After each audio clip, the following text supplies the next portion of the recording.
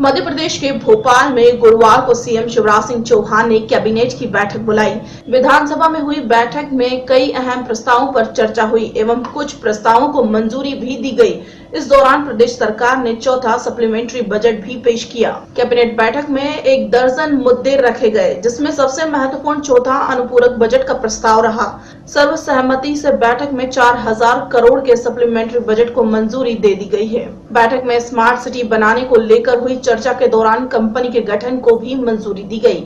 बैठक के बाद बताया गया कि स्मार्ट सिटी के लिए भोपाल, इंदौर, जबलपुर, ग्वालियर के स्पेशल पर्पस व्हीकल बनाई जाएगी। बैठक में राज्य के आंतरिक सुरक्षा के मद्देनजर ट्रेनिंग इंस्टीट्यूट खोलने के प्रस्ताव को भी मंजूरी मिल गई।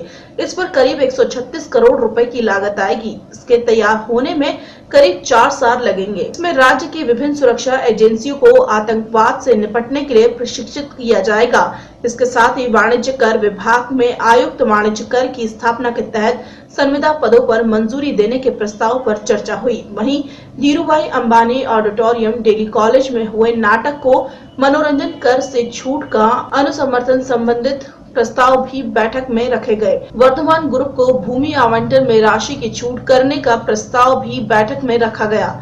कई अन्य और भी फैसले लिए गए। चलिए देखते हैं क्या है वो फैसले। जबलपुर में स्टेट कैंसर इंस्टीट्यूट के लिए 142 करोड़ रुपए मंजूर किए गए। मौसम की मार से प्रभावित किसानों को मिलेगा 25,000 करोड़ रुपए प्रति हेक्टेयर मुआवजा। किसानों को बेटी की शादी के लिए मिलेंगे 25,000 रुपए। उद्योगों को सस्ती बिजली मिलेगी। इसके साथ शिक्षा के संविदा पदों की नियुक्ति की जाएगी।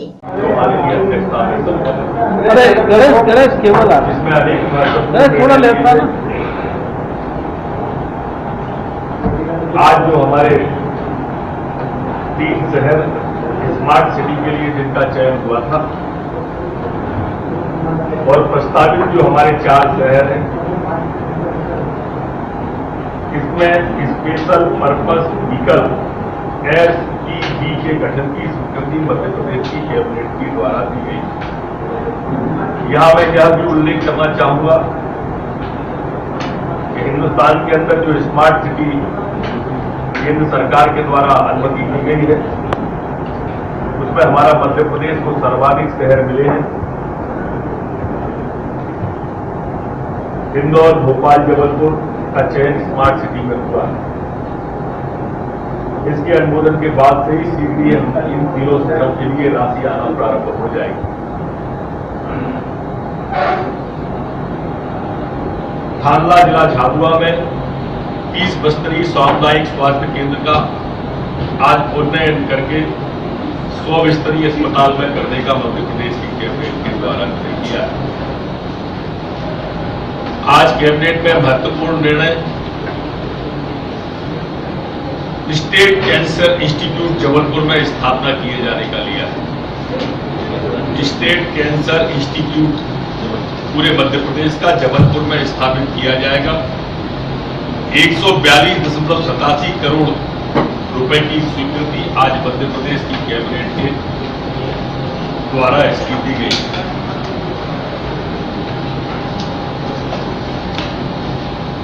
कल महिला दिवस था और इसलिए एक इंदौर के डेली कॉलेज के अंदर महिला सशक्तिकरण विषय पर एक कार्यक्रम करने को मनोरंजन कर से छूट मध्य प्रदेश की कैबिनेट के द्वारा आज दी गई। आज कैबिनेट के एक महत्वपूर्ण निर्णय में आंतरिक सुरक्षा व्यवस्था के लिए व्यावसायिकता एवं दक्षता में उन्नयन के लिए एक प्रशिक्षण संस्थान भोपाल में ट्रेनिंग इंस्टीट्यूट राष्ट्रीय स्तर का खोले जाने के लिए नवीन विशिष्ट इकाइयों की एकीकृत सुरक्षा परिसर योजना को भी आज मंजूरी दी है। अपने यहाँ जैसे ATS, हासफोर्स, सुरक्षा वाहिनियां जो कार्यरत है, इनकी स्पेशल ट्रेनिंग के लिए, दक्षता के उन्नयन के लिए 2016, 17, 18 और 18, 19 में इसे पूरा करना है। इसे 1,36,29,52,144 रुपए की स्वीकृति दी गई। 1,36,29,52,144 रुपए की स्वीकृति प्रदान की गई। सेना से सेवानिवृत्त हुए ऑन कैप्टन सूबेदार मेजर जनरल को फोर्समैन और सहायक सेनानी एवं ऑन लेफ्टिनेंट गंगाराम जी को कंपनी कमांडर पर संबंधा नियुक्ति बढ़ाए जाने का 2017 तक का आज मध्य प्रदेश की कैबिनेट ने तय किया है। भोपाल से राजेंद्र सिंह जादौन की।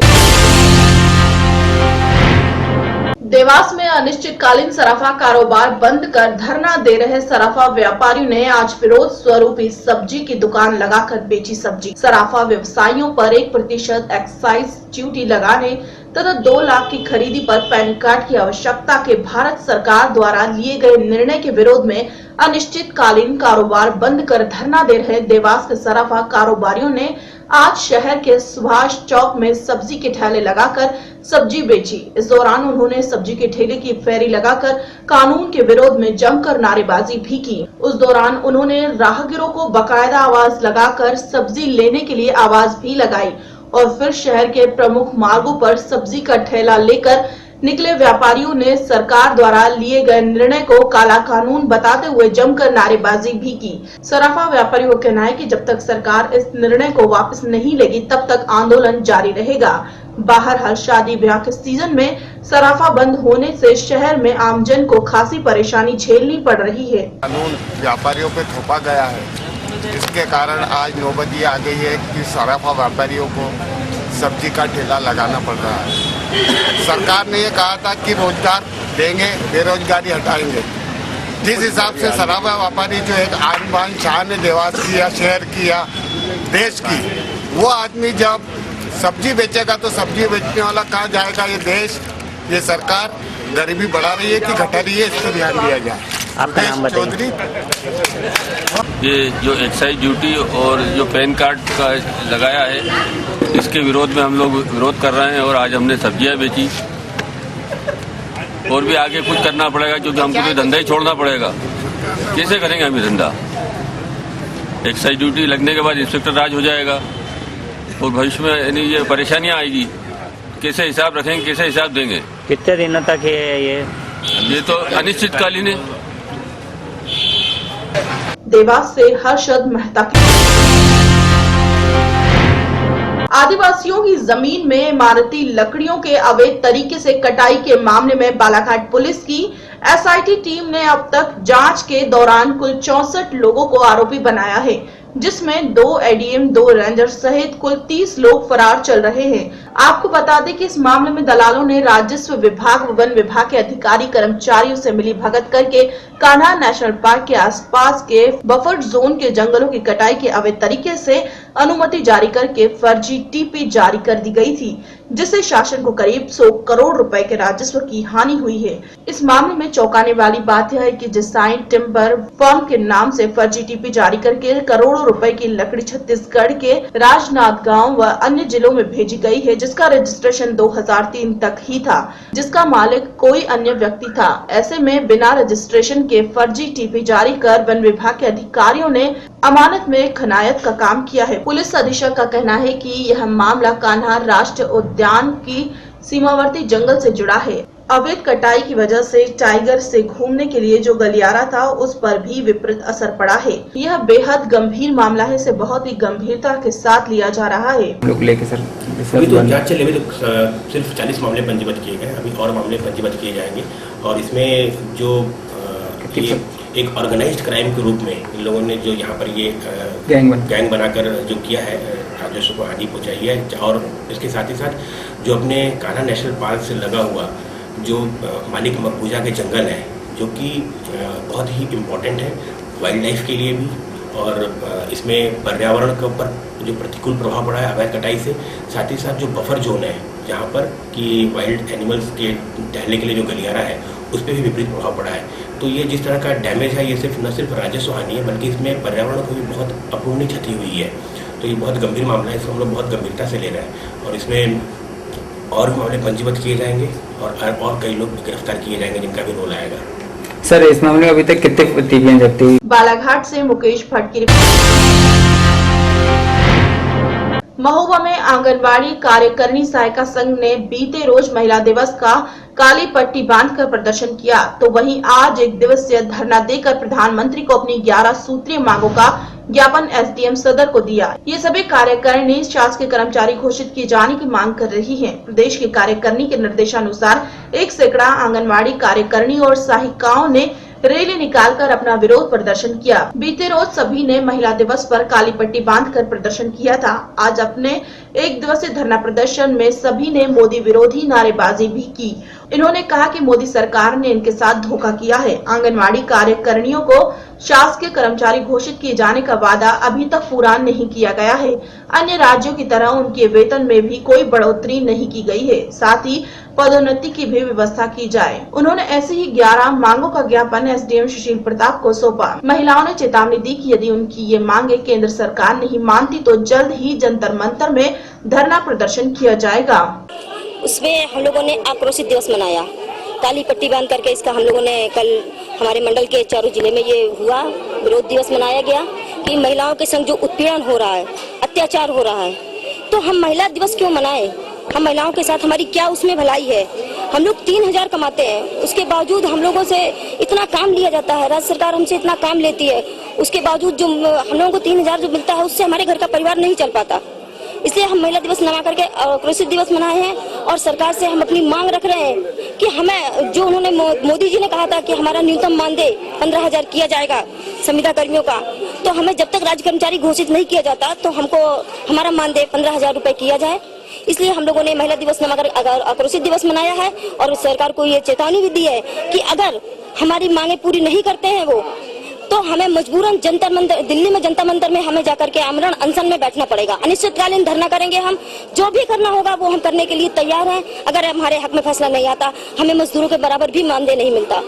इसमें आंगनबाड़ी कार्यकर्ती सहायिका संघ की अध्यक्षा और उनके साथ आई उनकी कर्मचारीगण ने यह ज्ञापन दिया है।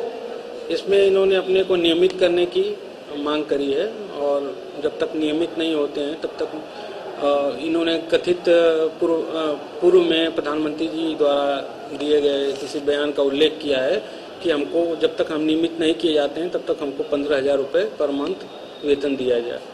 उनके संबंधित मांगों को माननीय जिलाधिकारी महोदय के माध्यम से प्रधानमंत्री कार्यालय भिजवाया जा रहा है। उस संबंध में चूंकि ये नीतिगत मामला है उस पर वही विचार कर सकते हैं। महोबा से इसराइल कुरैशी की रिपोर्ट। महोबा में लोकतांत्रिक गुलाबी गैंग की 1 सैकड़ा महिलाओं ने महिला जागरूक रैली निकाली। यह रैली शहर के प्रमुख चौराहों से होते हुए तहसील परिसर पहुंची, जहां उन्होंने जमकर नारेबाजी और मुख्यमंत्री को संबोधित 7 सूत्रीय मांगों का ज्ञापन एसडीएम सदर को सौंपा। ये महिलाएं खाद्य सुरक्षा में गरीबी को दिए जा रहे 5 किलो अनाज को बढ़ाने की मांग कर रही हैं। गुलाबी महिला उत्थान समिति की 1 सैकड़ा महिलाएं अपनी गुलाबी साड़ी और गुलाबी डंडों को लेकर सड़क पर उतर आईं। लोकतांत्रिक गुलाबी गैंग की इन महिलाओं ने रैली निकालकर महिलाओं को जागरूक किया। यही नहीं, अपनी 7 सूत्रीय मांगों का ज्ञापन लेकर ये महिलाएं तहसील परिसर पहुंच गई और जमकर नारेबाजी की। ये महिलाएं महिला आरक्षण बिल की मांग के अलावा महिलाओं को 50% प्रतिनिधित्व और भ्रष्टाचार, महिला हिंसा के मामलों में तुरंत कार्रवाई किए जाने की मांग की है।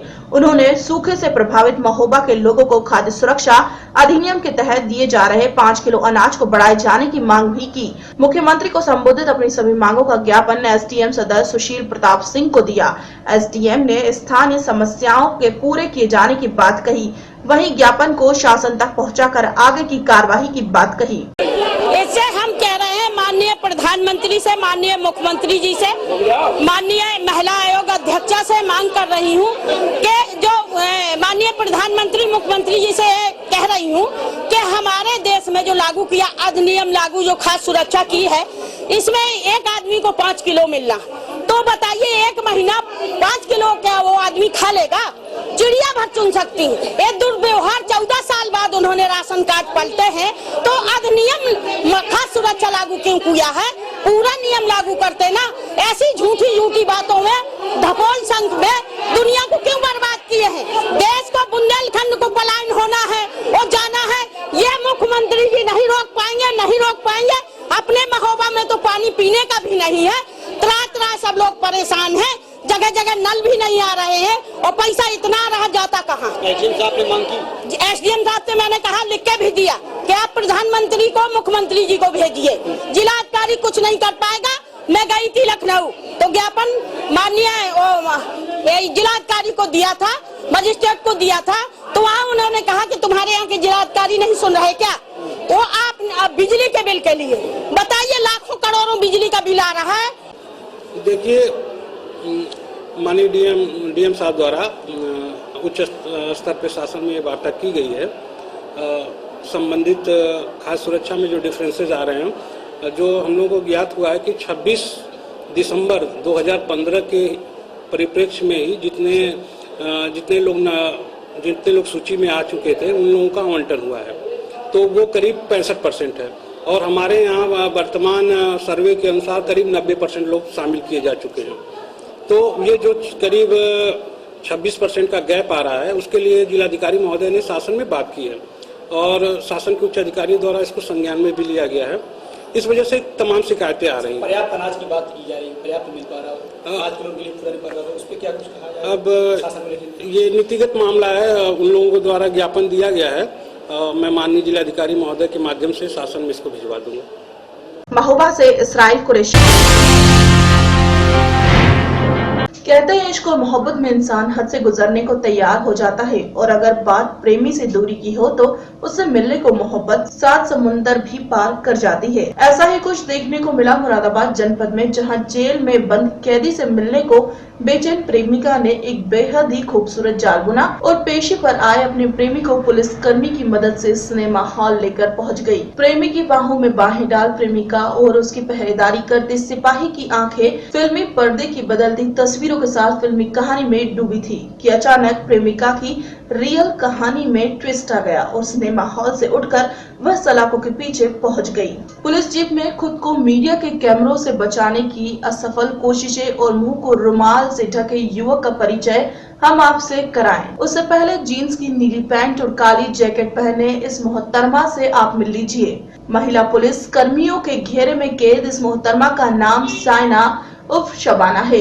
मोहतरमा दिखने में खूबसूरत नहीं है, बल्कि अपनी जाबाजी के कई किस्से पुलिस रिकॉर्ड में दर्ज भी करवा चुकी है। महंगी बाइक चलाने की शौकीन मोहतरमा पिछले कई सालों से अखिल उर्फ डेडा नाम के छात्र बदमाश से मोहब्बत करती है। पिछले दिनों पंजाब के एक व्यापारी से लाखों की लूट के मामले में पुलिस ने अखिल को गिरफ्तार किया, तो साइना अपने प्रेमी को जेल की सलाखों से निकालने का प्लान तैयार करने लगी। आज जब जेल से प्रेमी पेशी पर कोर्ट पहुंचा, तो मोहतरमा के साथ में आए सिपाही पर अपनी अदाओं का ऐसा जलवा दिखाया कि सिपाही राकेश कुमार अखिल के साथ साइना की बाइक पर बैठकर वेब सिनेमा पहुंच गया और हालिया रिलीज नीरजा फिल्म की कहानी में खो गया। मुंह को रुमाल से ढके हुए शख्स का नाम ही अखिल है और उस पर 2 दर्जन से ज्यादा संगीन मुकदमे दर्ज है, जबकि साइना पर भी कई मुकदमे दर्ज है। सिनेमा हॉल में फिल्म का आनंद उठा रहे प्रेमी जोड़े और पुलिस कर्मी को भनक भी नहीं लगी कि उनकी करतूत की जानकारी जिले के पुलिस कप्तान को लग चुकी है। फिल्म की कहानी में डूबे चोर पुलिस की इस जोड़ी की आंखें तब खुली जब एसएसपी द्वारा भेजी गई टीम सिनेमा हॉल के अंदर जाकर उनके पास खड़ी हो गई। पुलिस टीम को सामने देखकर हर कोई हैरान रह गया। सिविल लाइन पुलिस तीनों को पकड़कर थाने ले आई, जहां कैदी और उसकी प्रेमिका और पुलिस सिपाही के खिलाफ कैदी को भगाने की धाराओं में मुकदमा दर्ज कराया गया है। साथ ही पुलिस सिपाही राकेश कुमार के खिलाफ भ्रष्टाचार का भी मुकदमा कराने के साथ विभागीय जांच भी शुरू कर दी गई है। जेल में पेशी पर आए कैदी को फिल्मी पर्दे के सामने प्रेमिका के साथ बैठाना सिपाही को महंगा पड़ा, लेकिन प्रेमी को उसके साथ ले जाकर उसको जेल से भगाने का मजबूत प्लान बनाने वाली प्रेमिका को भी मुंह की खानी पड़ी। जेल के अंदर से प्लान बनाने वाली खूबसूरत प्रेमिका अब प्रेमी के साथ जेल की सलाखों में रहेगी। हुस्न और अदाओं के जलवे दिखाकर सिपाही को जाल में फंसाने वाली प्रेमिका को अब जेल में प्रेमी और सिपाही के साथ जमानत का इंतजाम करवाना होगा। जैसा कि पुलिस को पता लगा था कि वेब सिनेमा हाउस में एक अभियुक्त जो है वो अपनी प्रेमिका को लेकर पिक्चर दिखाने के लिए गया हुआ है और उसमें एक सिपाही के द्वारा भी उसको सपोर्ट किया गया है। वो ये वही सिपाही है जो उसको पेशी पे ले जाने के बाद वापस इसकी ड्यूटी थी कि वो उसको कारागार में ले जाके उसको दाखिल कराता, लेकिन इसने ऐसा नहीं किया। इसने उसको वहाँ पर वेब सिनेमा हाउस पर ले गया और इसकी प्रेमिका के साथ और वहाँ पर इसको मूवी दिखा रहा था। तो इस सूचना हम लोगों को मिली, हम लोगों ने अपनी टीम भिजवा के इसको वहाँ पर पकड़वाया है और संभावना ये थी कि वहाँ से भागने में सफल हो जाता। तो इन्हीं दोनों तथ्यों का ध्यान रखते हुए ये कार्रवाई की गई है। क्योंकि सिपाही खुद भी कॉम्प्रोमाइज़ हुआ है पैसे के लालच में, तो उसके विरुद्ध भ्रष्टाचार निवारण अधिनियम का मुकदमा भी उसमें इसी में दर्ज किया गया है। इसके अलावा 223, 224 जो है उसमें भी सिपाही बराबर का भागीदार इस केस में बनेगा। तो ये कार्रवाई उसके विरुद्ध भी की गई है। इसके अलावा अन्य सभी कार्रवाइयाँ जो विभागीय कार्रवाई होती हैं, जो डिपार्टमेंटल प्रोसीडिंग्स होती हैं, वो भी उसके विरुद्ध की जाएंगी। ये कैदी बहुत ही शातिर अपराधी है। ये सेक्शन 395 यानी कि डकैती के केस में जो है ये अभी न्यायालय में इसकी पेशी थी। इसके अलावा भी जैसा कि आपको बताया जाएगा कई सारे केस, करीबन 20 केस अभी संज्ञान में है जिसमें ये आदमी जो है बंद है। इसके अलावा जो महिला पकड़ी गई है इस पर भी काफ़ी सारे मुकदमे दर्ज हैं। हाँ, महिला के ऊपर भी दर्ज है। सिपाही पुलिस लाइन में तैनात था, वहाँ से इसको ले जाने की जिम्मेदारी इसी थी। मुरादाबाद के थाना नागफनी पुलिस ने एक वाहन चोर गिरोह का खुलासा किया। इस गिरोह के 2 सदस्य शाहनबाज 2 अजीम पुलिस की गिरफ्त में आ गए हैं। इस गिरोह के 3 साथी अभी भी फरार हैं। पुलिस ने इनकी निशानदेही पर 4 मोटरसाइकिलें और एक स्कूटी व एक कार स्विफ्ट डिजायर बरामद की है। वहीं पुलिस द्वारा इनसे बरामद गाड़ियों को भी इस गिरोह ने चोरी करना कबूल किया है। इस गिरोह के पकड़े जाने के बाद शहर में लगातार हो रही वाहन चोरी की वारदात पर अंकुश लगने की बात कही जा रही है। पुलिस ने इनके द्वारा चोरी की गई कुछ गाड़ियों को दिल्ली और मेरठ में कनेक्ट होना बताया है। पुलिस इस वाहन चोर गिरोह की गिरफ्तारी को बड़ी कामयाबी की तरह देख रही है। नागफनी थानाध्यक्ष ब्रिजेंद्र पाल राणा और उनकी टीम के द्वारा कल रात गश्त के दौरान दमदमा कोठी के पास से 2 लोग गिरफ्तार किए गए हैं। 3 फरार हो गए थे, कुल 5 लोग वहाँ पे थे, 3 फरार हो गए और इनके कब्जे से एक स्विफ्ट डिज़ायर कार, 4 मोटरसाइकिल है और एक स्कूटी एक्टिवा बरामद हुई है। 3 लोग फरार हो गए हैं। 2 गिरफ्तार हुए हैं, शाहनवाज पुत्र असलम और अजीम पुत्र रफ़ी। दोनों सालतपुरा गलशहीद थाना क्षेत्र के हैं और दोनों का आपराधिक इतिहास भी है। दोनों पे पहले भी गलशहीद क्षेत्र में मुकदमे पंजीकृत हैं। अलग अलग क्षेत्रों से है। एक तो मेरठ का मुकदमा पंजीकृत हुआ है, मोटरसाइकिल जो बरामद हुई मेरठ की है उसमें मुकदमा भी पंजीकृत है और एक कार जो बरामद हुई है वो दिलशाद बटन दिल्ली से, उसमें मुकदमा पंजीकृत है, वहाँ से चुराई गई है। और बाकी जो बाइकें और स्कूटी है वो अलग अलग थाना क्षेत्रों के मुरादाबाद के हैं जिनके बारे में भी पता लगाया जा रहा है। मुरादाबाद से नईम खान। कोपलागंज थाना क्षेत्र स्थित देखवारा गांव के पास मार्ग पर बने गड्ढे होने के कारण 2 की मौत का कारण बन गया।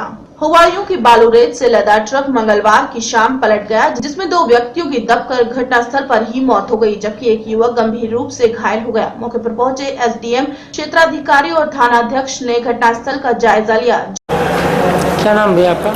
जयनाथ यादव। किस तरह की घटना के बारे में बताइए कि क्या आपको जानकारी है?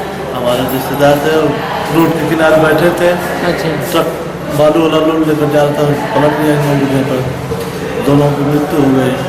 अच्छा, वो कौन से रिलेशन में थे आपके? बड़े भाई के साला थे। मऊ से आसिफ रिजवी की रिपोर्ट। जालंधर में इनोवा कार पर जाली नंबर प्लेट लगाकर शराब बेचने वाले कुख्यात तस्कर सोनू को थाना पुलिस ने साथियों सहित गिरफ्तार किया है। सोनू के पास से 19 पेटी शराब बरामद हुई है। थाना पुलिस ने अमरनगर के रहने वाले कुलविंदर सिंह उर्फ सोनू, उसके साथी खिंगरा गेट के प्रीतपाल सिंह उर्फ विकी और अमरनगर के आनंद यादव के रूप में हुई है। इन सभी को थाना की पुलिस ने गिरफ्तार किया है। पुलिस ने इन्हें इंडस्ट्री एरिया के पास से गिरफ्तार किया था। एसएचओ बलविंदर सिंह ने बताया कि ये पुराना तस्कर है और और इस पर आधा दर्जन से ज्यादा शराब तस्करी के केस दर्ज हो चुके हैं। वहीं थाना 8 की पुलिस ने 15 पेटी शराब के साथ अमन नगर के मनीष कपूर को गिरफ्तार किया है। मनीष को पुलिस ने लम्मा पिंड चौक के पास से पकड़ा है। मनीष भी पुराना तस्कर है। मामला जी एक इन्फॉर्मेशन मिली सी अज भी अरविंदर सिंह एलिया सोनू सानो परवंत सिंह को अरोड़ा वासी अमन नगर ਜਿਹੜਾ ਪਹਿਲਾਂ ਵੀ ਵੱਡੇ ਲੈਵਲ ਤੇ ਸ਼ਰਾਬ ਦਾ ਧੰਦਾ ਕਰਦਾ ਤੇ ਜਿਹਦੇ ਖਿਲਾਫ 7-8 ਮੁਕੱਦਮੇ ਐਕਸਾਈਜ਼ ਦੇ 8 ਨੰਬਰ ਤੇ 3 ਨੰਬਰ ਥਾਣੇ 'ਚ ਦਰਜ ਨੇ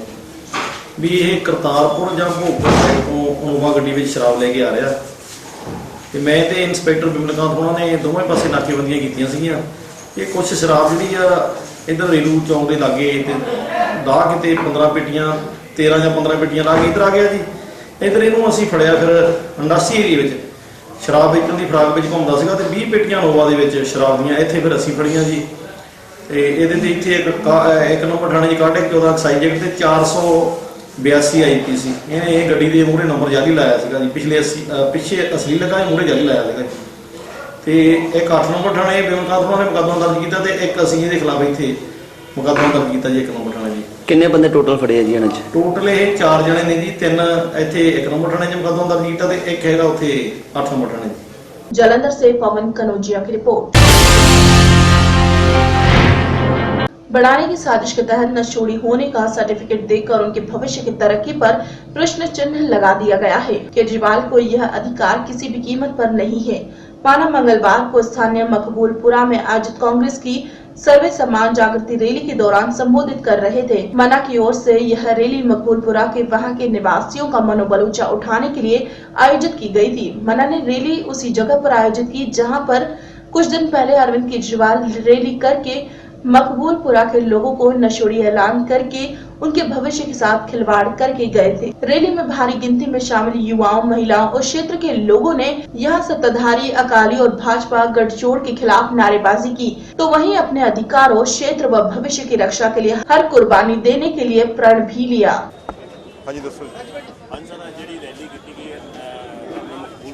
ਅੱਜ ਜਿਹੜੀ ਮਕਬੂਲਪੁਰੇ ਵਿਖੇ ਮੇਰਾ ਛੋਟਾ ਵੀਰ ਮਨਦੀਪ ਮੰਨਾ ਜੀ ਨੇ ਸਵੈ ਸਨਮਾਨ ਰੈਲੀ ਰੱਖੀ ਸੀ ਕਿਉਂਕਿ ਕੇਜਰੀਵਾਲ ਸਾਹਿਬ ਜੋ ਦਿੱਲੀ ਦੇ ਸੀਐਮ ਨੇ ਉਹਨਾਂ ਨੇ ਪਿਛਲੇ ਦਿਨੀ ਇੱਥੇ ਆ ਕੇ ਬਹੁਤ ਕੂੜ ਪ੍ਰਚਾਰ ਕੀਤਾ ਕਿ ਇੱਥੋਂ ਦੇ ਲੋਕ ਸਾਰੇ ਨਸ਼ਿਆਂ ਦੀ ਧਰਤੀ ਹੈ, ਇੱਥੇ ਦੇ ਲੋਕ ਸਾਰੇ ਨਸ਼ਿਆਂ 'ਚ ਆ। ਮੰਨਾ ਵੀਰ ਦੱਸਣਾ ਚਾਹੁੰਦਾ ਹੈ ਕਿ ਇਹ ਲੋਕ ਬੜੇ ਆਦਰ ਮਾਣ ਸਤਿਕਾਰ ਨਾਲ ਆਪਣੀ ਜ਼ਿੰਦਗੀ ਬਸਰ ਕਰ ਰਹੇ ਨੇ। ਇੱਥੋਂ ਅਫਸਰ ਵੀ ਪੈਦਾ ਹੋਏ ਨੇ, ਇੱਥੇ ਚੰਗੀਆਂ ਨੌਕਰੀਆਂ ਦੇ ਜੌਬ ਕਰਦੇ ਵੀ ਲੋਕ ਨੇ। ਇਸ ਇਲਾਕੇ ਨੂੰ ਬਦਨਾਮ ਨਾ ਕੀਤਾ ਜਾਵੇ ਕਿਉਂਕਿ ਸਾਰਾ ਸਮੁੱਚਾ ਪੰਜਾਬ ਹੀ ਇਸ ਵੇਲੇ ਨਸ਼ਿਆਂ ਦੀ ਮੰਡੀ ਬਣ ਚੁੱਕਾ ਆ। ਔਰ ਕੇਜਰੀਵਾਲ ਨੂੰ ਕਹਿਣਾ ਚਾਹੁੰਦੇ ਅਸੀਂ ਕਿ ਹਰਿਆਣਾ ਜਿੱਥੇ ਇੰਨੇ ਵੱਡੇ ਕਾਂਡ ਵਾਪਰਿਆ, ਜਿੱਥੇ 50 ਆਪਣੀਆਂ ਲੜਕੀਆਂ ਦੀ ਬੇਪਤੀ ਕੀਤੀ ਗਈ, ਉੱਥੇ ਜਾਟ ਮਹਾਂਸਭਾ ਅੰਦੋਲਨ ਦੇ ਵਿੱਚ ਉਸ ਮਸਲੇ ਦੇ ਉੱਤੇ ਕੇਜਰੀਵਾਲ ਸਾਹਿਬ ਤੁਹਾਡਾ ਇੱਕ ਵੀ ਬਿਆਨ ਨਹੀਂ ਆਇਆ ਕਿ ਤੁਹਾਨੂੰ ਹਰਿਆਣਾ ਨਹੀਂ ਦਿਸਿਆ। ਤੁਸੀਂ ਇਹੋ ਜਿਹੀ ਰਾਜਨੀਤੀ ਕਰਨੀ ਬੰਦ ਕਰ ਦਿਓ। ਇਹ ਪੰਜਾਬ ਨੂੰ ਬੜਾ ਸਾਫ਼ ਸੁਥਰਾ ਤੇ ਚੰਗੇ ਅਕਸ ਵਾਲਾ ਲੀਡਰ ਕੈਪਟਨ ਅਮਰਿੰਦਰ ਸਿੰਘ ਵਰਗਾ ਚਾਹੀਦਾ ਔਰ ਉਹੀ ਸੀਐਮ ਬਣ ਰਿਹਾ ਆ। ਤੁਹਾਡੀਆਂ ਕੋਝੀਆਂ ਚਾਲਾਂ ਕਾਮਯਾਬ ਨਹੀਂ ਹੋਣੀਆਂ ਕੇਜਰੀਵਾਲ ਸਾਹਿਬ, ਇਹੀ ਇੱਥੇ ਕਹਿਣ ਆਏ। ਅੱਜ ਜਿਹੜੀ ਸਵੈ ਸਨਮਾਨ ਰੈਲੀ ਮਕਬੂਲਪੁਰੇ 'ਚ ਕੀਤੀ ਗਈ ਹੈ, ਇਸੇ ਜਗ੍ਹਾ ਦੇ ਉੱਤੇ ਅੱਜ ਤੋਂ 8-10 ਦਿਨ ਪਹਿਲਾਂ ਕੇਜਰੀਵਾਲ ਆਏ ਸੀਗੇ। ਉਹ ਮਕਬੂਲਪੁਰੇ ਨੂੰ ਬਿਨਾਂ ਸੋਚੇ ਸਮਝੇ ਨਸ਼ੇੜੀਆਂ ਦੀ ਧਰਤੀ ਕਹਿ ਗਏ ਸੀ। ਮੈਂ ਉਹਨੂੰ ਦੱਸਣਾ ਚਾਹੁੰਦਾ ਅੱਜ ਦੀ ਤਰੀਕ 'ਚ ਵੀ ਮਕਬੂਲਪੁਰੇ 'ਚ ਡੀਐਸਪੀ, ਪੀਸੀਐਸ ਅਫਸਰ, ਪੀਪੀਐਸ ਅਫਸਰ, ਡੀਆਈਜੀ, ਆਈਜੀ ਸੌਤਾ ਸਾਹਿਬ ਇੱਥੋਂ ਹੋਏ ਨੇ। ਕਿੰਨੇ ਡਿਪਾਰਟਮੈਂਟਾਂ ਦੇ ਵਿੱਚ ਸਰਕਾਰੀ ਅਫਸਰ ਇੱਥੋਂ ਕੰਮ ਕਰਦੇ ਨੇ।